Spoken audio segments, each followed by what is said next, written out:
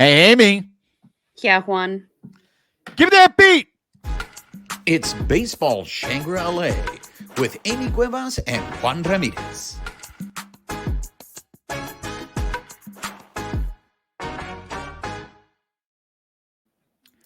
What's up, party people?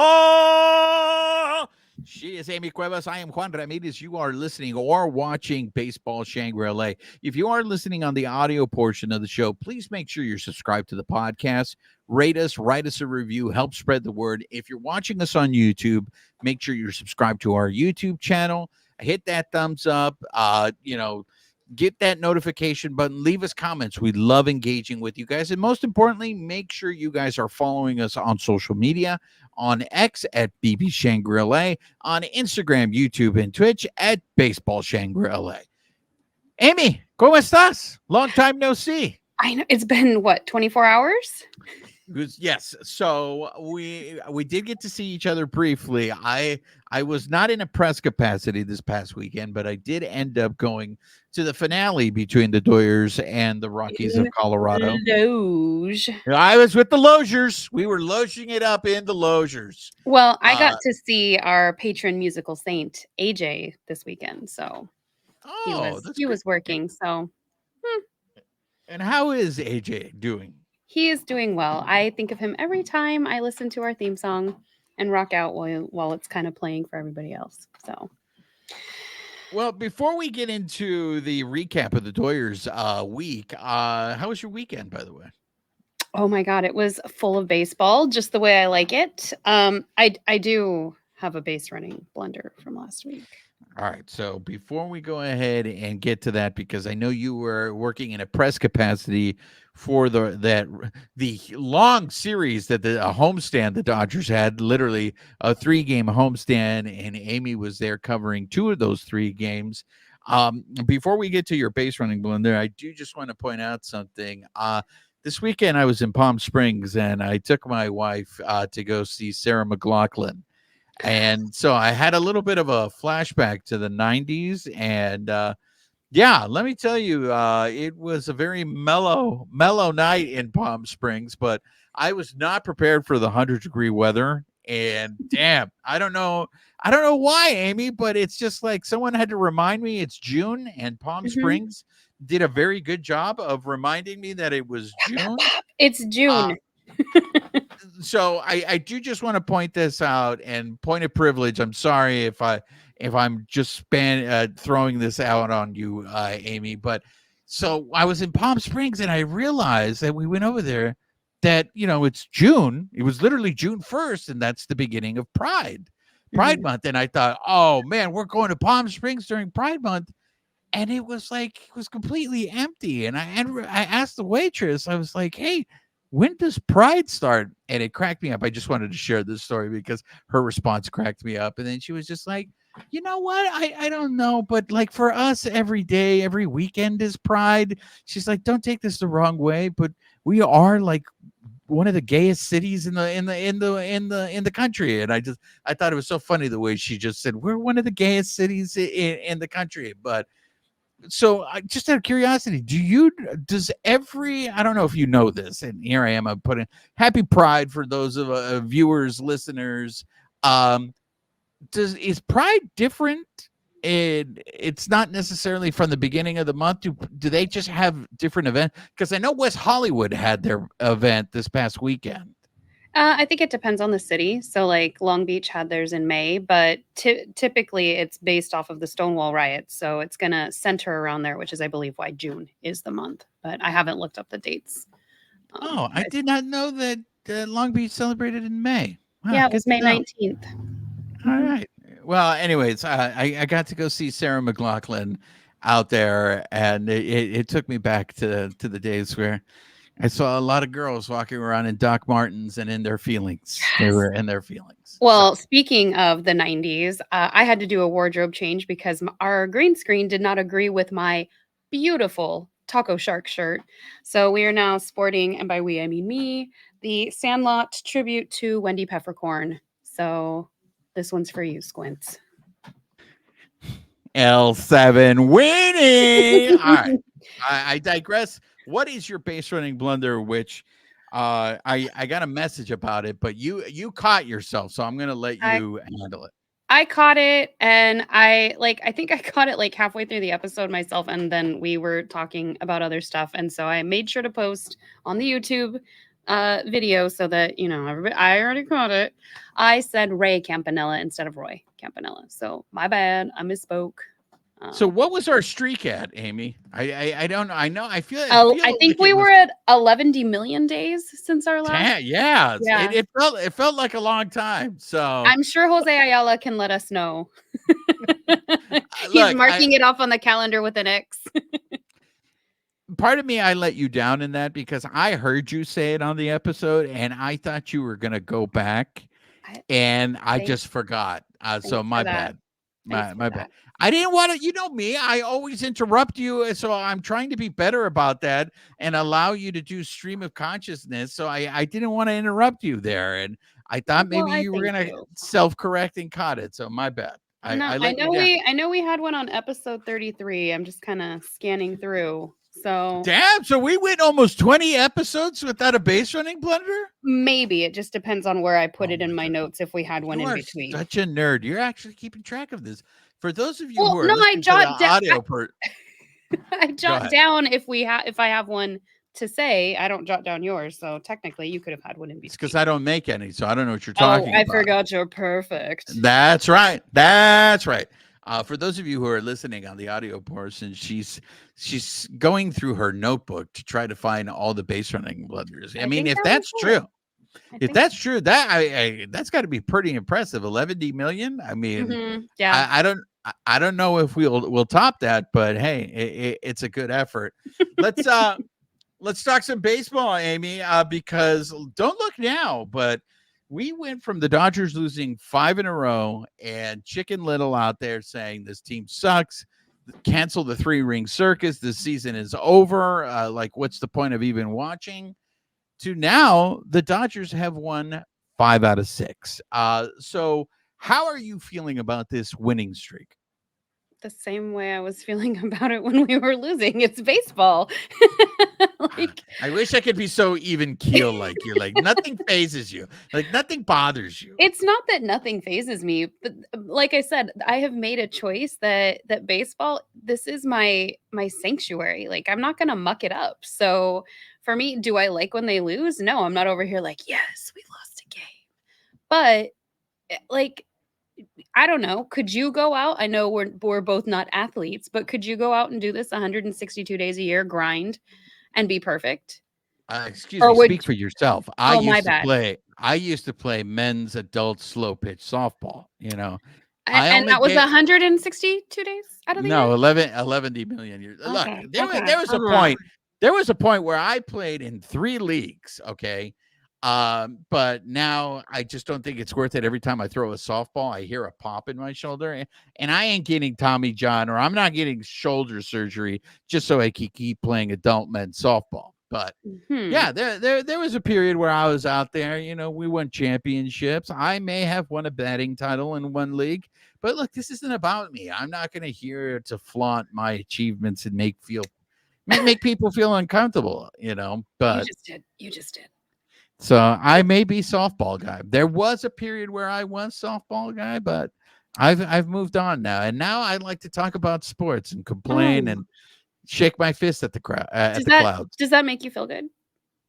It does actually. Okay, It well really then, does. I mean, 'cause what you shared last week about your text thread, I mean, I know with my text thread with my friend group, like, Yeah, you know, we're enjoying baseball. Do you even like baseball, bro? they were very quiet. They were very quiet. They did start chirping on well, no, they chirped on Friday when the only game the Doyers lost this week. They did chirp on Friday, but they did chirp again to me on Sunday, and I want to get your thoughts on that. But I want to be positive. And before I go there, We should I just probably want get into the actual game. so let me just say this. Back in my adult men's softball days, I may have been nicknamed Michiro as the Mexican Ichiro. So that just gives you a little glimpse in terms of my style of playing softball. But I digress. Look, The Mm, Dodgers lost 5 in a row. You know what is the best remedy for a losing streak?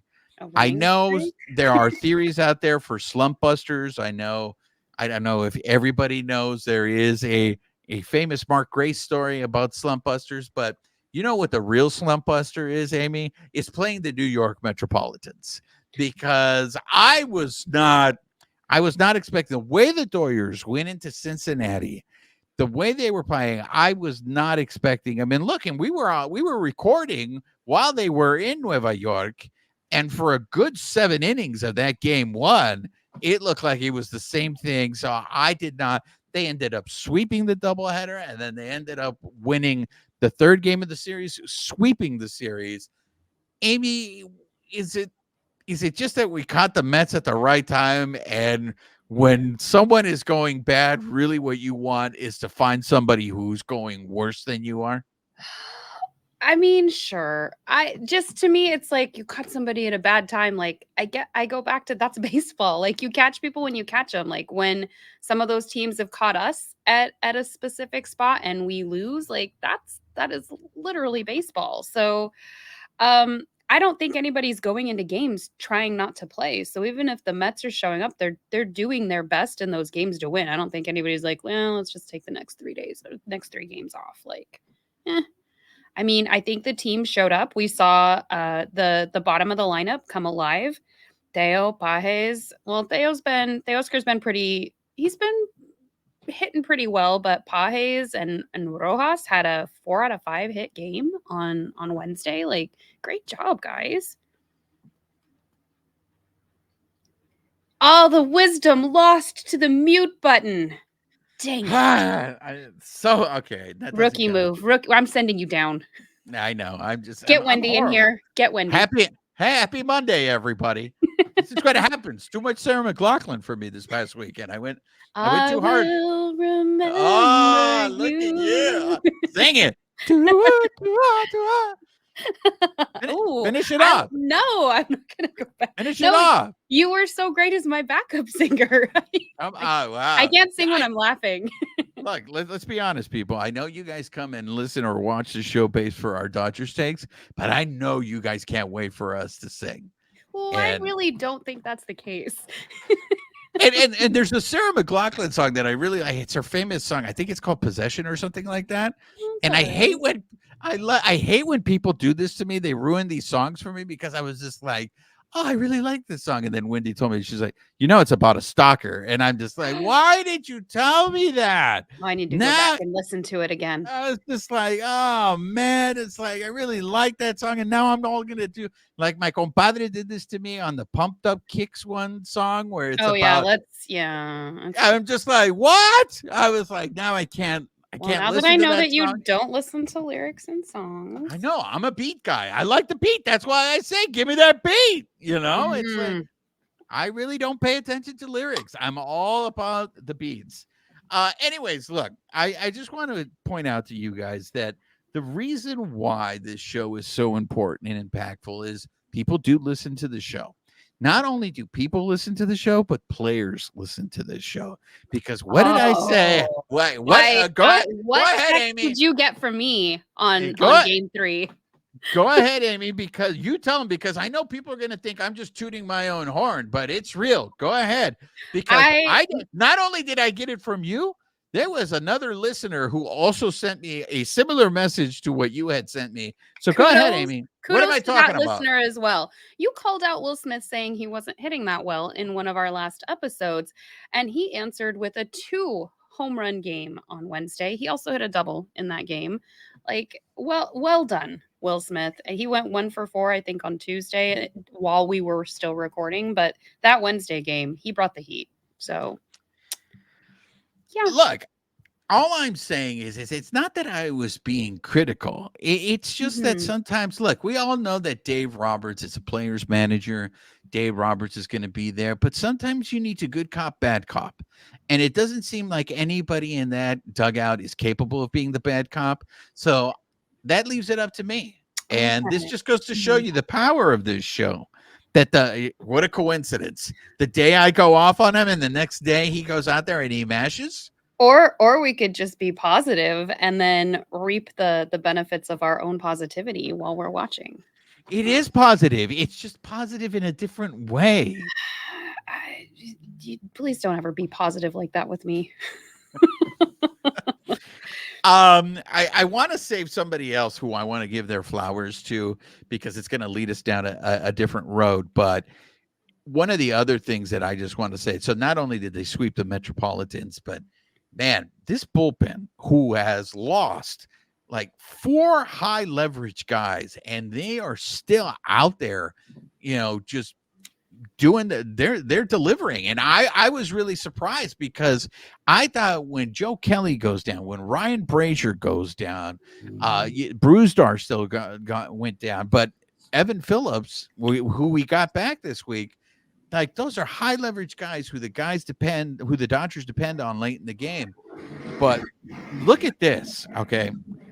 Blake Trinan, and I think Blake Trinan's ERA is at 0, okay?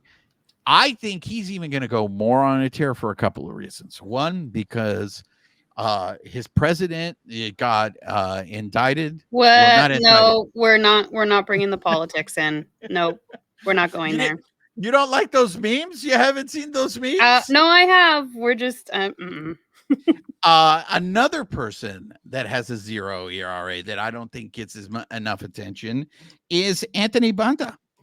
Anthony Banda, I know it's a small sample size, but the ERA is at 0. He has actually not allowed a run in 6.2 innings pitched since we acquired him. And this is what I was saying, like when the Dodgers go and they DFA certain people and then they bring in other people, and it's just like, look, I mean, Anthony Banda, and again, I know it's only 6 innings, but so far he has delivered. I would like to see more of Anthony Banda. I'd like to see if that is an arm. Like, what do they have there with him? Is that an arm that they can depend on the rest of the season? And another guy that I think deserves his flowers because he has just been on a tear for a while now. It's not just a week. And he's a guy who was criticized very early in the season, is Alex Vesia. Alex Vesia looks like a completely different pitcher. So, which I think you had said in a previous episode, he did the same thing last year. Like he was a little bit slower to start, and then once he found his footing, he was really dependable. So, flores to you. Well, look, I just the bullpen has just really been holding down the fort, and like I said, they got Evan Phillips back on Friday. Like Brewstar, he's still shut down, so I think it's going to be months. They said on Saturday that he's like, I believe he's not even touching a baseball at this point. So not great. But on the opposite end of the spectrum, Saturday we got to see Kershaw face 3 batters. So he pitched from the mound. So he faced Barnes, Chris Taylor, and Kendall George, who was up for the day, kind of visiting, like getting some practice in. So yeah, what was the deal with that? Was he just up for just to face Kershaw? So actually, they asked that in the pregame scrum, and Doc mentioned that they actually have been bringing some of these guys when the games are a little bit closer to LA. They bring them in and have them come around, just check up on them, let them get in with some of the other players. So it's just a way to familiarize themselves with more of the major league side. And then they get to do their check-ins too. So Doc had a lot of really glowing things to say about him. Now, one of the attributes with Kendall George, for those of you who aren't familiar, he's in low A. He plays at Rancho Cucamonga. I think his greatest asset is his speed. But I do feel we saw him very briefly in spring training in the Freeway series. He looks like he's very, very raw, and he still has a long way to go. So I'm glad that they're doing that, bringing him up and exposing him to Major League Baseball players where maybe he can learn routines that will help him develop on his journey in the minor leagues. Well, Dave Roberts was even saying, so some questions were asked about when Dave was in the minors versus maybe Kendall George now. And some of the things they check on is like, I think the question to Dave was, did they do sleep studies and stuff like that back when he was in the minors? And he was like, no, we were up all night, all this stuff. He was saying he checked in with Kendall, like he's getting regular sleep. He works out at least 4 times a week. Like they're doing all of these things that are appropriate for them to be the elite athletes that they are, not drinking. Basically just making their body, I don't know, a temple, whatever you want to call it, but they're taking care of themselves so that they are those elite athletes as they move through each of those tiers to eventually, hopefully, make it to the show. Gavin Stone. I that's who I really want to go to, but I want to save him. I do want to acknowledge Tyler Glasnow had a very nice outing in that first game in that series in Nueva York. It was a nice bounce back outing from his previous rough one. So hopefully he'll be able to continue that in Pittsburgh. But Johan Ramirez, your counterpart, your guy had a pretty good inning too on Wednesday. He pitched for 1 inning. He got 1 hit, 1 strikeout, but no runs scored. Facing his former team. I mean, one of the things with that kid, and I think it's something to keep an eye on, he does have a lot of movement on his pitches, but what we saw in Cincinnati is he just has no control. So if he can find a way to control that, the thing is his movement. It's not as nasty as Blake Trinan. Like I still believe like Blake Trinan doesn't know where that ball. It looks like he's throwing wiffle balls out there with the amount of movement that he has. But Johan Ramirez has movement. It's just his control, which is probably the reason why. And you said earlier, he's been on 3 different teams this year. Mm-hmm. Yeah, I want to say Orioles. Oh man. Where has he been? He's been all over. So to check my notes from our last episode, but yeah, he's been on at least 3 teams this year. And with all of that bouncing around, he was saying that this was his best manager, best moment, best team so far. So I mean, look, if they can find a way to fix him, if they can find a way to have him improve his control, it's just another weapon the Dodgers are going to have in that bullpen. And look, you can never have enough pitching, right? Especially with the fact that you don't know what's going to happen with Brusdar, if he even is going to come back. Because look, we're in June now, and if he's a couple months away, if he comes back in August, throwing at this point. So Johan was on the Mets and the Orioles, and now the Dodgers. Yeah. So I mean, the Brusdar thing I think is really becoming a question now as to, what is his season in jeopardy? Just because is he going to have enough time to ramp up? If it comes, because we've seen this before. We've seen this story last year where we have relievers who want to come back, but they just run out of time. They don't have enough time to get ramped up. So look, everybody was feeling themselves in Nueva York. They sweep. And then Thursday, I believe, was the day they were on the tarmac for how long? They just hung out at the airport. Wasn't it between like 5 and 8 hours or something like that? So, do we know what was the issue? Why they were on the tarmac for as long as they were? I was told it was a mechanical issue, but by the time they got it fixed, the pilots had been out there for too long, so they had to swap pilots for health reasons. And so it was waiting for the next crew to come in. So that might, I know a lot of people were using that as an excuse for Friday's performance. There are no excuses in baseball, but I think that there are reasons for how things happen. Because if we all got stuck at the airport for a day and we're not even playing at the highest level in Major League Baseball, I'm going to have a crummy day at work the next day. This is just the way it goes. So the first game back in this very brief 3-game homestand with the Dodgers was a little bit of a clunker. We saw Walker Buehler, and look, with Walker Buehler, let's just say this was the first team that he faced this year. Well, no, he faced the Marlins, but this is the 3rd team he's faced this year, because he had the Marlins and then he faced the Rojos twice, and this was the Rockies. And I will say this. Yes. Okay. He gave up 4 runs. 3 of those runs were earned. His defense did not help him on Friday. I'm very surprised that Miguel Rojas didn't get an error on that ball at third, because it looked like that was a ball that he should have normally handled. He makes that play. Maybe Bueller only gives up 2 runs in that inning. The issue with that game, as Bueller did not look sharp, I don't think it's all on him that Friday game. I think it was the offense. The Well, I was offense. also intrigued that I think it was Rojas was at third, which was like, why wouldn't we put Kike in there? But maybe we're just getting everybody some reps. Well, the Dodgers did a couple of things defensively that were, I mean, there was one game, I think it was in Nueva York, where Mookie played second and they had Rojas at short.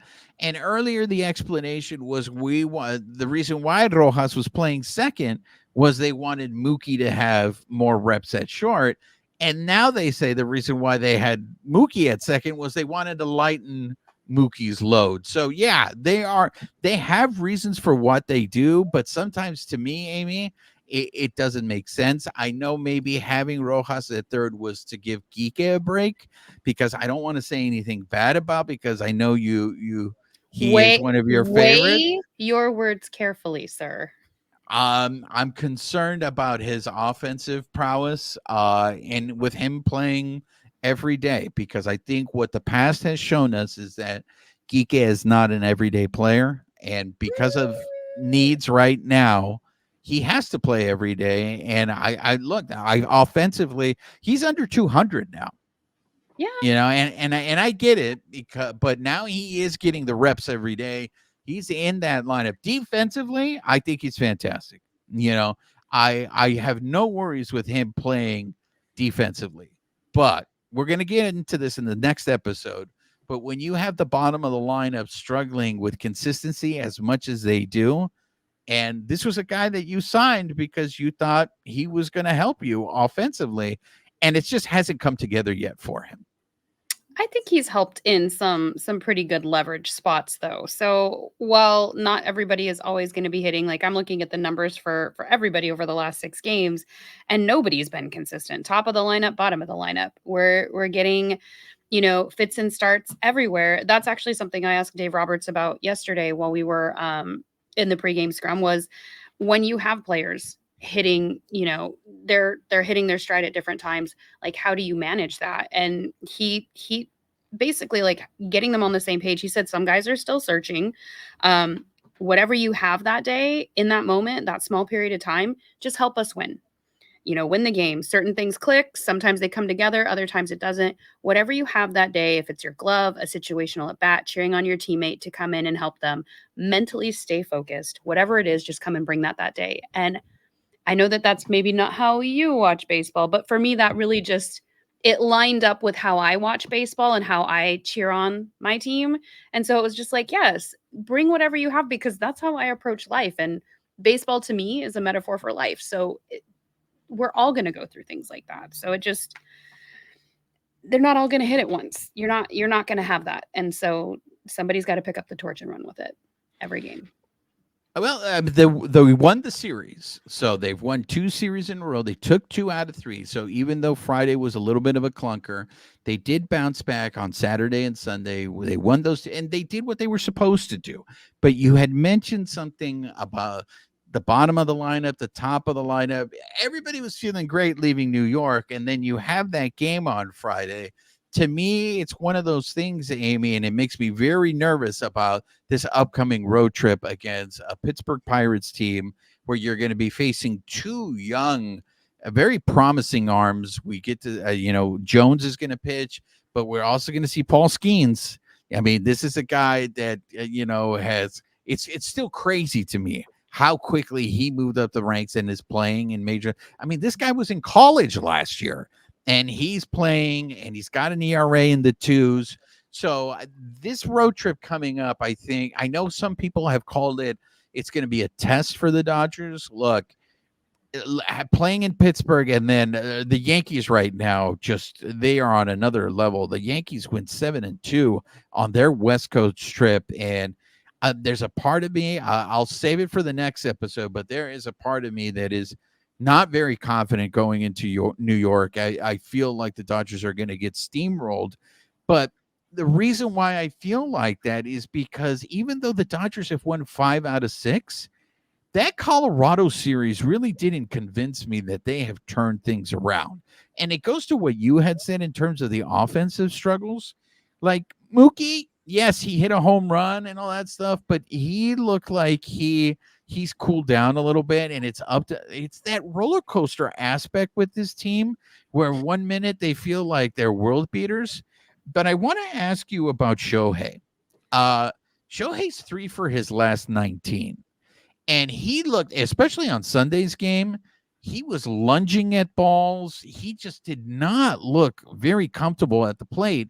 And I'm curious, when you got to talk to Roberts this past weekend or in any of the scrums, is this injury that he is nursing with his growing, is it affecting him more than he's leading on?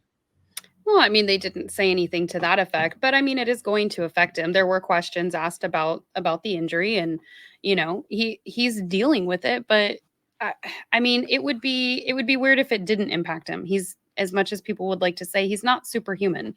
So the fact that he has that contusion, what was it, a hamstring contusion? Like, Yeah. it's gonna impact not only, I think someone was even saying this weekend, like, it looks like his swing is a little bit different as he's adjusting to this. So he's playing through potential pain or just even discomfort, and he's dealing with this issue and the pressure of everybody, wanting him to succeed. Like, let the guy play. Like, at the end of the day, what are we going to do about it? He's three. What did you think? 3 for 19? Like, okay, Yeah. he's going to either start hitting at some point or he's not. What are you going to do? Well, Jose Mota did a really good job of explaining in terms of like Shohei is a guy who really depends a lot on his base.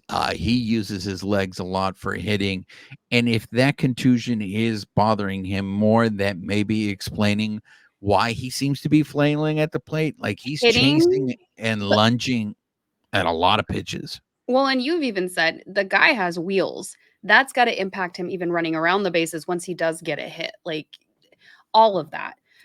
Somebody did ask Roberts if he planned on like shaking up the lineup a little bit, especially at the top, and he did say not for the series this weekend, but coming up, he may be looking at those two left-handed batters back to back. I think it's Shohei and Freddie, potentially breaking them up, maybe moving it around a little bit just to challenge pitchers a little bit more.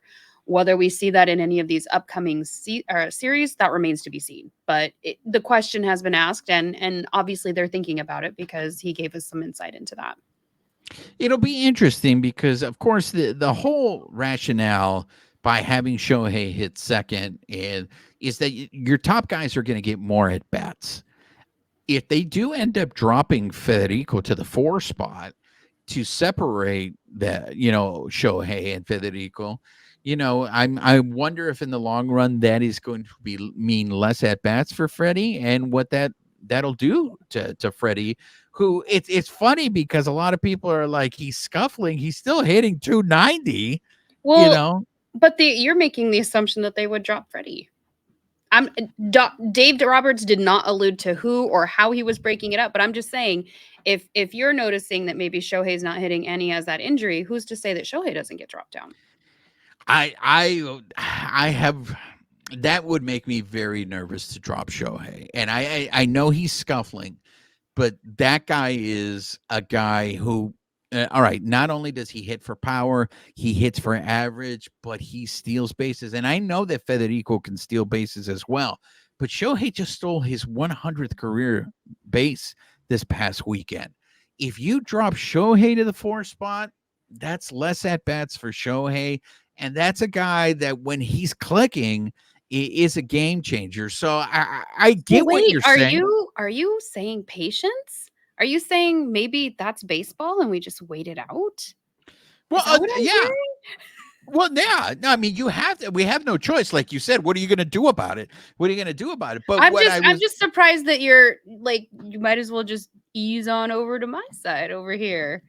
well, the reason why I brought it up, and that's why this road trip makes me very nervous, is I don't think, yes, they've won 5 out of 6, but it doesn't look like a very convincing, dominating 5 out of 6, because they beat a Metropolitans team that clearly was going through something, because they ended up having a team meeting after the series with the Doyers.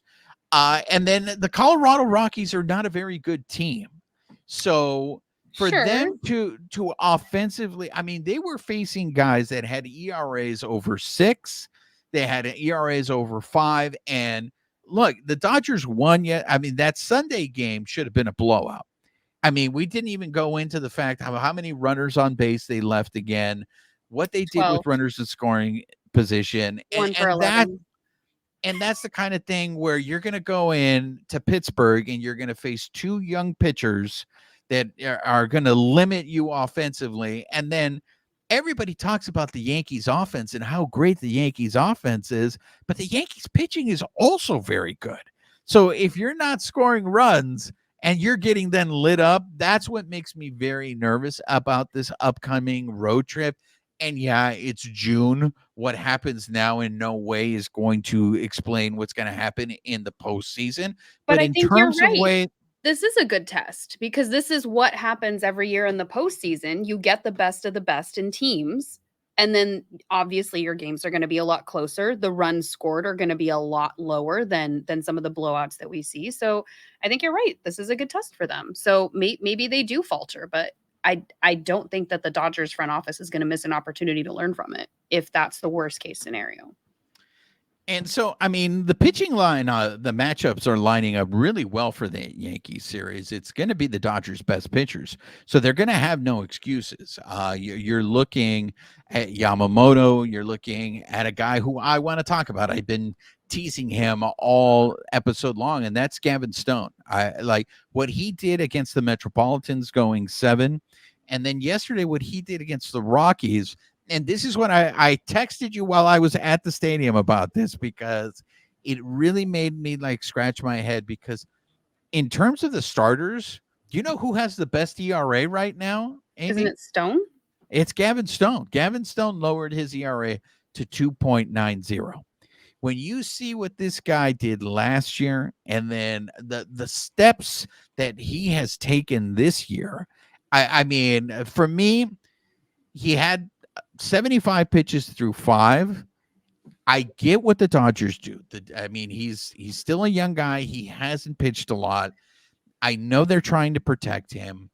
I would have liked to have seen him go at least one more inning, so then the bullpen only has to cover 3.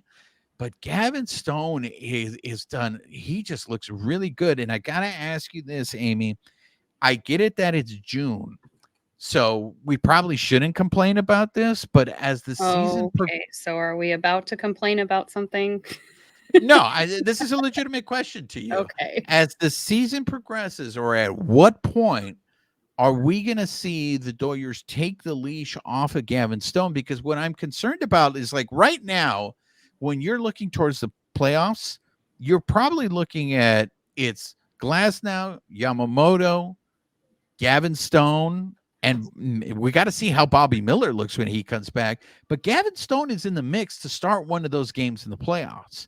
And what I'm concerned about is if all season long you have limited him, and then when you get to the playoffs and you really need him to go into that next gear, is it fair to ask him to kick it into that next gear if he's never done it all season? So I guess that's my question: is when are they going to, let him just, all right, there you go. Training wheels are off. Is it after the All-Star break? Like, how would you handle this? Well, so they were saying one of the other beat writers mentioned that Stone was getting a day just like Paxton did. So they were on a little bit less rest. So Paxton went 3 innings, as we saw on Wednesday, and Stone only got 5 innings. And apparently that may or may not have been planned. So if that's the case, I mean, I guess how much longer do you want him to go? He's thrown 7 innings in some cases. So it's not like they're fully limiting him. If yesterday was a planned, hey, we don't want you to go too much. We've got a trip coming up. This is what we're angling for. It's also the Rockies. I mean, I guess what are you looking for? Are you looking for him to throw a complete game? No, I would like him to go 6. I would have liked him to go He 6 went in that. 7 on Tuesday. Right. And so I would like him. I just feel you can't prevent injury.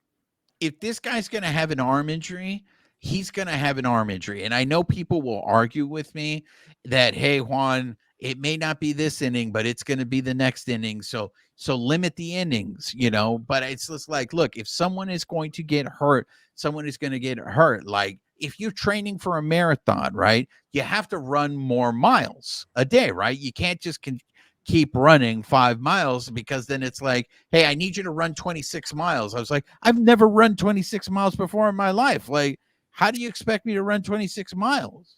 Well, I also feel like they're maybe not protecting him, but like he had a little bit of a rocky game before these last two. So who knows if they're just trying to test him out, making sure he's still a rookie. Like people are treating him like he's been in the league for a while.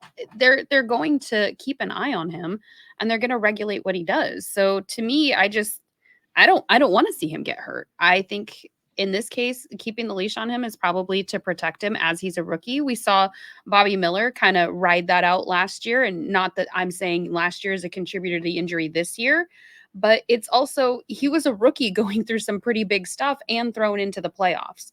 So if they want to be a little bit more cautious with Gavin Stone, go for it.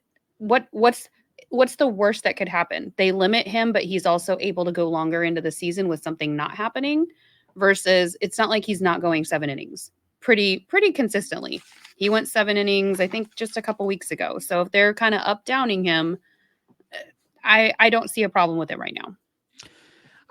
When it comes to the playoffs, you're going to pitch on 4 days rest. And in some cases, you're going to pitch with less rest than that. So fair, but we've also seen where that bites teams in the butt. And even in Kershaw's book, they were talking about he was one of the pitchers that they pitched on short rest consistently every year. And he's the one who had to wear the postseason losses. And people were saying if there had been maybe more responsibility, he's not going to say no. So in those cases, was that the best thing to do in those situations? And hindsight always gives us the benefit, right? Probably not. We probably shouldn't have pitchers pitching on short rest because injuries happen, mistakes happen, games are lost that way. I would be interested to see if there's a stat on the pitchers who do pitch on short rest, how many of them actually win games, or is it like, does it break even? What does that look like? Yeah, I mean, it's just something it's just a premonition. I have nothing substantial to back this up, but I'm really hoping that this is not something that they are limiting his innings, because he might transition to a bullpen role. Because once Bobby Miller comes back up, the Dodgers have not committed to a 6-man rotation. So if they don't do a 6-man rotation, that means someone's going into the bullpen. And for me, the way Gavin Stone has pitched this whole season, he doesn't warrant to be in the bullpen. And so that's what I'm concerned about, is that I don't want to say that this is a demotion, but if you do put him in the bullpen, this is a guy that has been a starter for the most of the season. And for me, he's proven himself. Yeah. And the way he's going to help you in the playoffs is as a starter, not in the bullpen. Well, and we don't even know based on when they finish ramping Bobby Miller up, because I think he might have 2 more rehab assignments. I don't remember what the schedule was because there's so many injured players right now. But we don't know what he's even going to look like. He might be one of those where you have a bullpen day and you have Bobby Miller the starter, because they are saying that they are going to continue to give Yamamoto rest. So that was said yesterday, I believe, in the pregame scrum. So if that's the case, whether it's a 6-man rotation with a bullpen game, or you throw in Bobby Miller and Gavin Stone still has a spot, and now you have a true 6-man rotation. Everybody who's up against like, oh God, I hate bullpen games. Well, there's your answer. You got Stone and Bobby Miller. So I think it remains to be seen. We don't even know what some of these guys coming back are going to look like yet, and how long it's going to take to ramp them up. We don't even know based on, and I know we need to end this episode, but previous episodes where we've been talking about pitching and the injuries that we're seeing and the prevalence. Is that something that allows people to come back to the level that they were at? We don't know. Look, I just want to let people know that I'm paying attention and I've seen this. I mean, look what happened with Will Smith. I call out Will Smith and then he goes out on a run. Here we go. Look, I'm just, it's a warning shot, Amy. I'm letting the Dodgers know. I see what you guys are doing with Gavin Stone. So you're not fooling anybody. This is not the banana in the tailpipe situation here. But any last words before we wrap things up here? No. Should I go grab my tinfoil hat? Do we need to? Are we okay? Do you need some chocolate? I think you need chocolate. Oh, I had chocolate today. I'm good. All right. Well, that's going to do it for this episode. Make sure, for those of you listening on the audio portion, please make sure you're subscribed to the podcast. Hit that notification button. Make sure you write us a review, rate us. If you're watching us on YouTube, make sure you're subscribed to the YouTube channel. Give us a thumbs up. Leave us comments. We'd love engaging with you guys. And most importantly, make sure you're still following us on social media at X at BB Shangri-La, on Instagram, YouTube, and Twitch at Baseball Shangri-La. She is Amy Cuevas. I am Juan Ramirez. Nos despedimos con un beso. Amy, say goodbye to the people. Goodbye, people.